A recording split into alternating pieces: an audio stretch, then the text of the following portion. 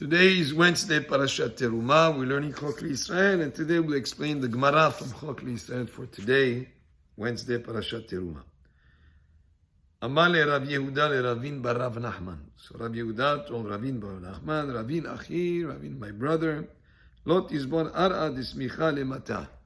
Do not buy a field close to the city.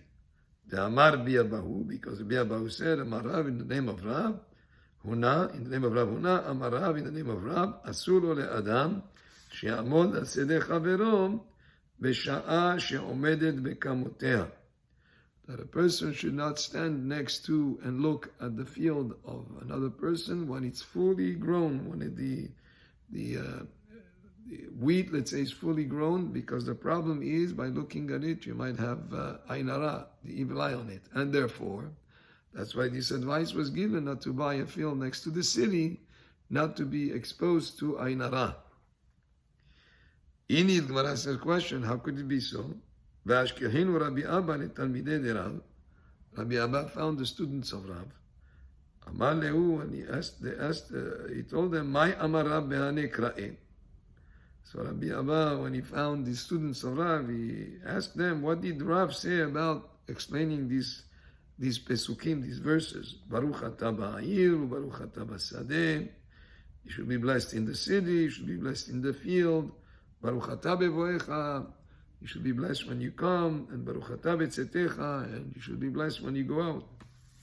So how did Rav explain these pesukim? And the students told him, Amar Rav said, Baruch atah ba'ir. What does it mean? You should be blessed in the city. Sheyeh betecha samuch lebet hakneset. That your home should be close to a synagogue, so that you can go there very easily. Baruch atah b'sadeh. You should be blessed in the field. Sheyu nechasecha kerovim la'ir. That your assets, your fields, should be close to the city. So it's exactly opposite of what we said earlier. That the first thing we said was that it should be far away from the city so people don't put the evil eye on it. But we say here that it should be close to the city. It's the exact opposite of what we said before. And then, Baruch atah bevoecha, that you should be blessed when you come. Shelo timtza ishtecha safek nida b'shat bi'atcha min haderech. What is, you should be blessed when you come? That when you come from a trip, you shouldn't find that your wife is safek nida, whether she's in a period where you cannot be with her, that in safek, in doubt. Baruch atah betzetecha. What is, you should be blessed when you betzetecha, when you go. And here in Hebrew, tzetecha means go out, has also related to the word tzetzaim, which means the issue from you, the children that come from you, which would mean sheyu tzetzeh me'echa kamotcha. So that your children, your offspring, should be like you, as good as you. So this is how we explain the pasuk. Amar li Rabbi Yochanan lo amar achi, and he told them, Rabbi Yochanan did not say this pasukim like this. He explained these verses differently. Ela baruch atah ba'ir, that you should be blessed in the city. Sheyeh bet hakiseh shamuch leshulchanecha, aval bet hakneset lo. So he said, what it means that you should be blessed in the city, that your restroom should be close to your home, because at the time they used to have restrooms outside and far, so you should be close enough. And that, but the Bet Knesset, but a synagogue, it's not good that it should be so close. It's okay for it to be far. So you get a reward for every step that you take going to a synagogue. And then he continues. Rabbi Yochanan, letameh de'amar schar psiot yesh, that there is a reward for every step you take. Baruch atah b'sadeh, you should be blessed in the field. Shiyu nechasecha meshul nashim, that you should diversify in terms of what you plant in your fields. Shlish batevuah, there should be 1/3 in grains. Shlish bazetim, and 1/3 in olives, and 1/3 b'kfanim in grapes. So this idea of being diversified, this also comes in when the Guemarah gives us advice on assets and investments. It says 1/3 should be in real estate, 1/3 in business, and 1/3 in cash, so that you have cash available to purchase when something comes up that is a good deal. should be able to buy it. So this diversification we see here also in the field should be third in grain, third in grapes, and third in olives. Baruch atah bevoecha, baruch atah betzetecha, shetihye yetziatcha min haolam kebiatcha laolam. So the Rabbi Yochanan interprets the pasuk: you should be blessed when you come, be blessed when you go out. Meaning, the same way that you come here, babiatcha laolam belochet, the same way that when you come to this world, you have no sins. A child is totally innocent. Also, when you leave this world, you should be velochet, without any sins. In other words, that you were always good, or even if a person made mistakes, that he should repent. So therefore, we have here a contradiction. Our beginning of the Guemarah quoted, it says here that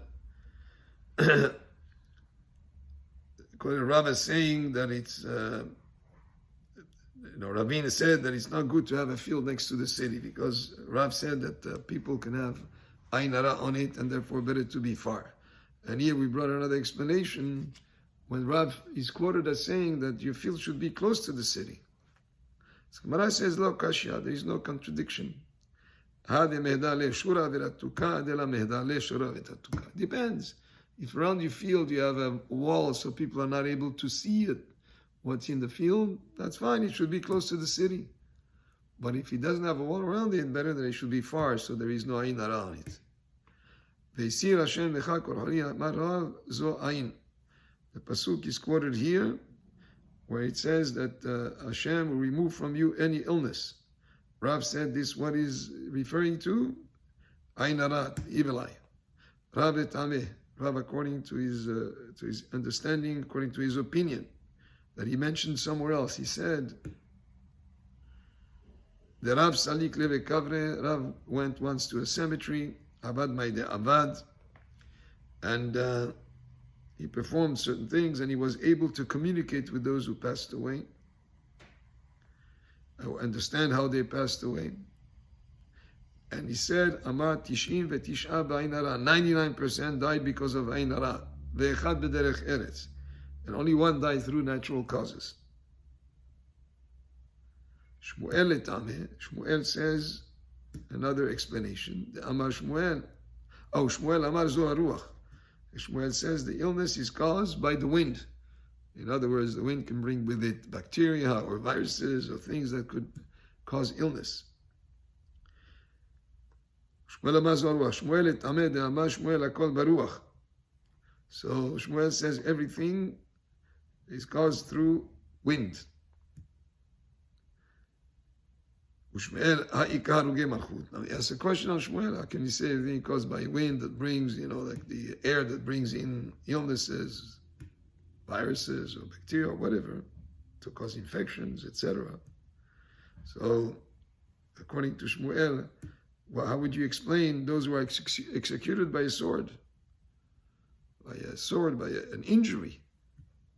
So Shmuel would answer, Hanach nami, those also ilav zika.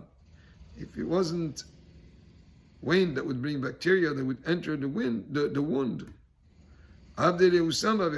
could be a certain type of medicine that could be made for them that would cause the wound to close back, and they would recover.